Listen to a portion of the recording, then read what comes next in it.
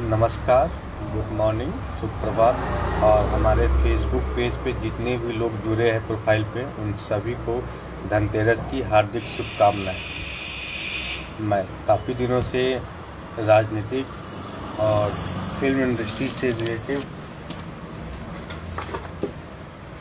मैं कोई बातें नहीं कर रहा था, क्योंकि मैं अपने कामों में व्यस्त था।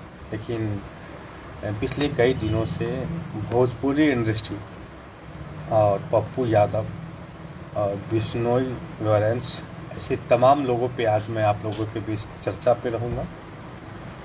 तो मुद्दा है भोजपुरी इंडस्ट्री के 2-3 दिग्गज खिलाड़ी, और उसमें से एक खेसारी लाल यादव जी भी आते हैं, और काजल राघवानी, जैसा आप सब लोग जानते हैं।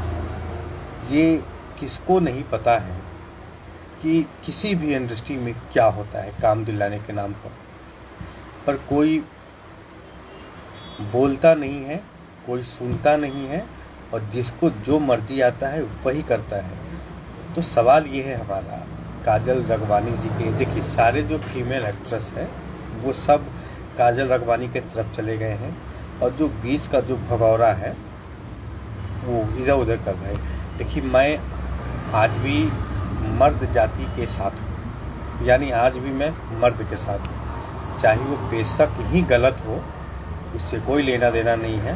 देखिए, मैं आज भी मर्द के साथ हूँ, औरत के साथ नहीं हूँ मैं। एक मर्द जब अपनी ज़िंदगी की गाड़ी जब चलती है ना, तो मर्द का जीवन कई प्रकार का होता है।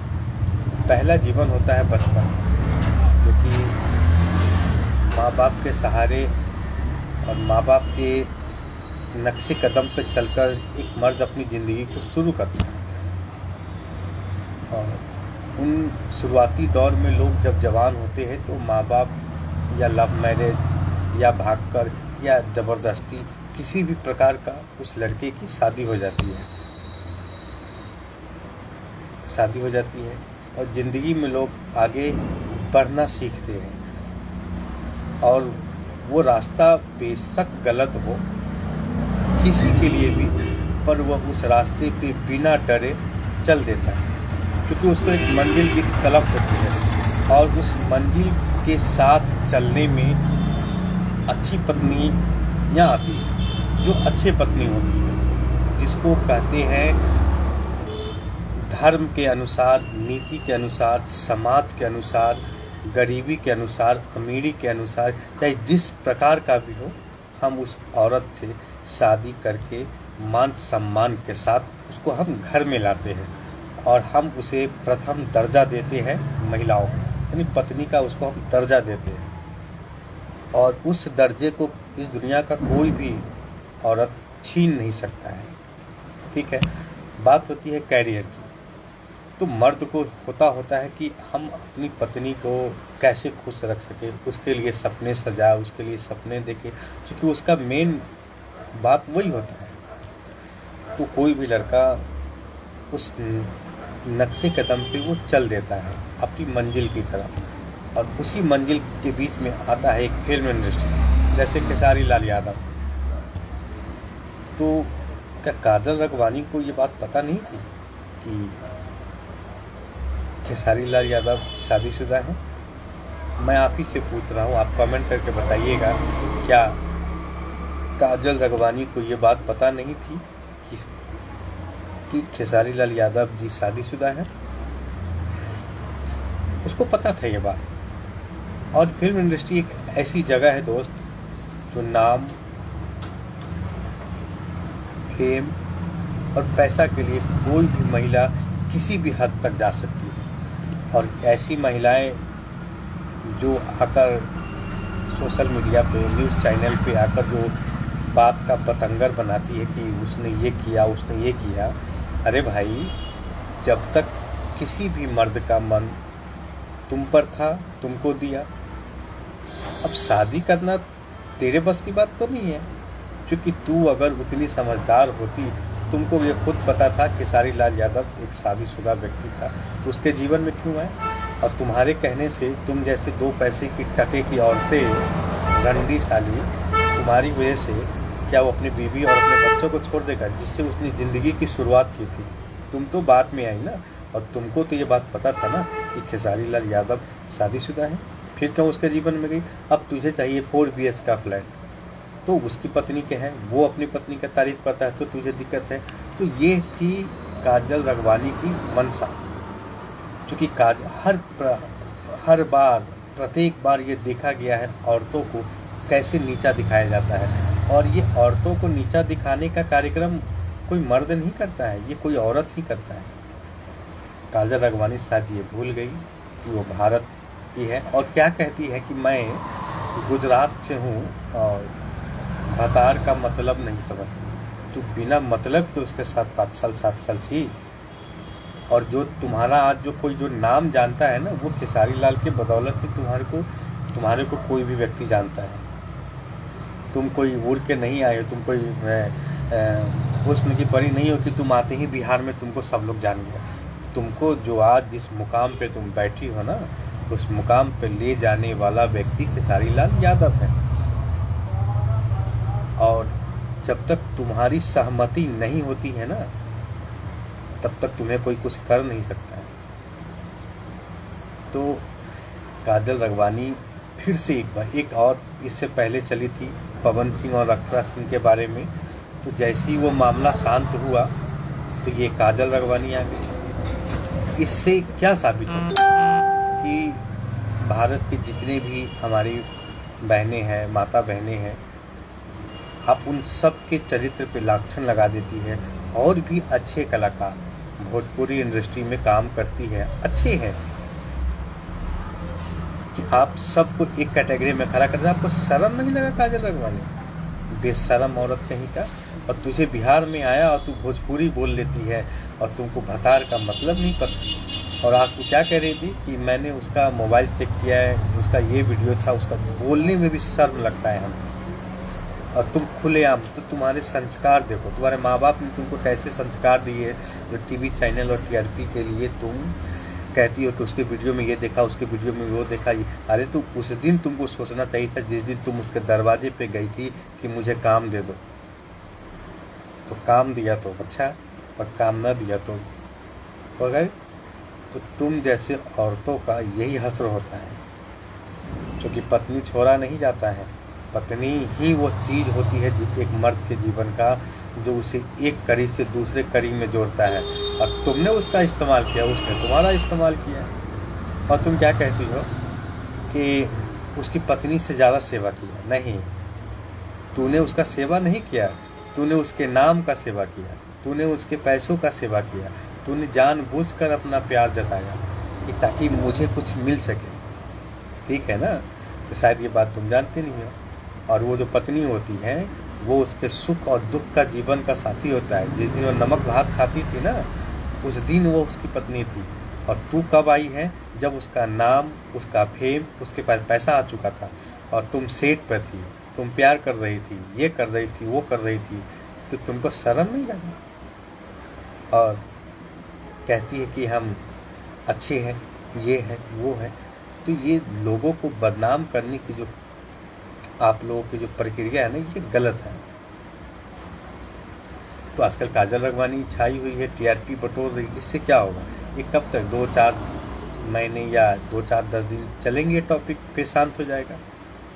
सोचो कि आने वाले भविष्य को ये औरतें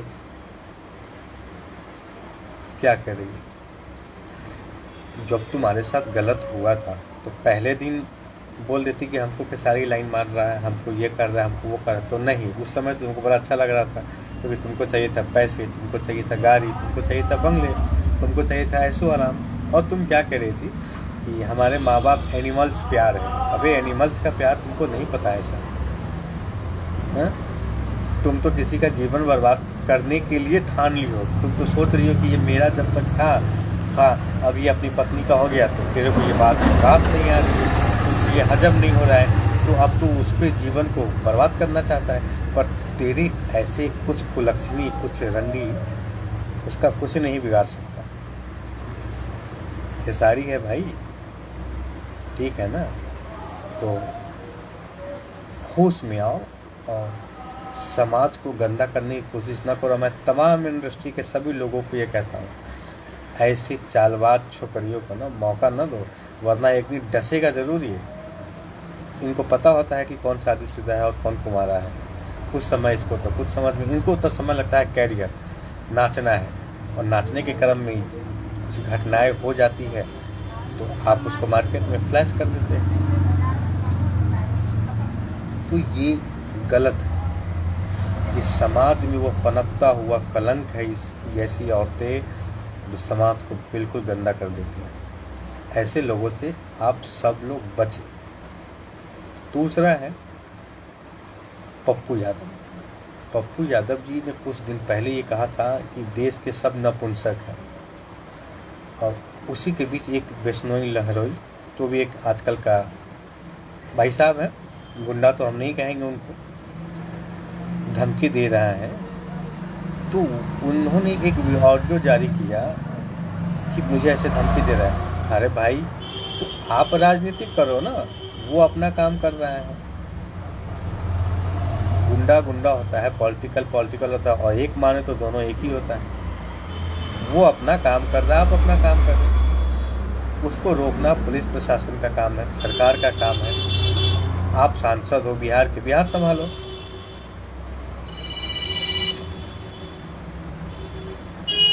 तो कुछ चीज़ें हैं जो लोगों को समझना होता है, करना होता है।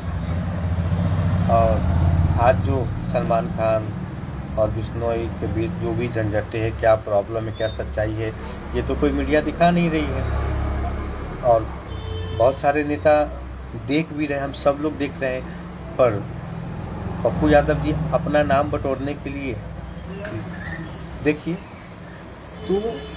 और आज आप डरे हैं या फिर क्या है नहीं है, ये तो आप ही जानते हैं, हम लोग तो जानते नहीं हैं। लेकिन सब अपना अपना काम करते हैं।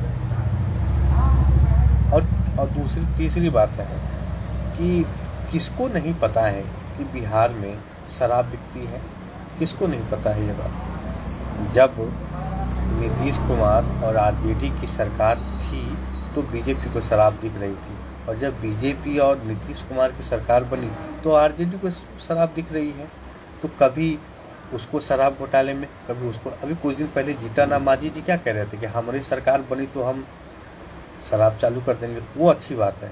और अभी कह रहे हैं कि तेजस्वी यादव शराब पीते होंगे।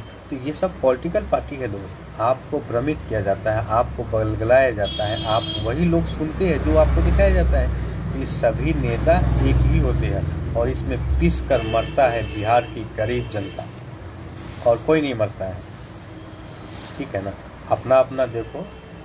और शराब का विरोध आज वो लोग कर रहे हैं जिसका बेटा पतुई उसके घर में शराब बेचते हैं, वो लोग उसका विरोध, क्योंकि उसको पता है ये अगर चालू हो जाएगा तो हमारा धंधा कैसे चलेगा, हमारे बच्चे कैसे पिएंगे, हम कैसे ज़िंदगी जिएंगे। तो ये एक रोज़गार है। तो ये सारा खेल होता है डर का। आप जेल जाने से डरते हैं और वो जेल जाने से नहीं डरता तो शराब बेच रहा है। तो ये एक पॉलिटिकल पार्टी होती है समाज में, और पॉलिटिकल जो होती है वह बिहार की जनता को मूर्ख बनाने के लिए ही होता है। बाकी आप बिहार की जनता है वो आप समझे। मैंने काजल रगवानी और विष्णु जो भी है, पप्पू यादव या शराब पे जो भी बोला हो, जो मुझे ठीक लगा मैंने बोला। अब आपको क्या लगता है कि मैंने गलत बोला या सही बोला? ये बात अगर आप मेरे अपने हैं, समर्थक हैं, तो मुझे आप ये बात कमेंट बॉक्स में ज़रूर बताएं। और अगर आप हमारे इस पेज पर पहली बार जुड़े हैं तो इस पेज को फॉलो कर दें। और अगर आप इस वीडियो को अगर आप यूट्यूब पे देख रहे हैं तो प्लीज़ हमारे यूट्यूब चैनल को सब्सक्राइब करें और इसे आगे शेयर करें। और ऐसी तमाम खबरों के साथ हम आते रहेंगे जो सत्य पे आधारित होगा। और कटाक्ष सत्य बोलता हूँ मैं, तो लोगों को पसंद नहीं होता है। अगर आप ऐसी सच सुनना चाहते हैं हमेशा, तो आप हमारे पेज और हमारे फेसबुक को सब्सक्राइब करें और यूट्यूब चैनल को सब्सक्राइब करें। जय हिंद, जय भारत, हैप्पी दीपावली।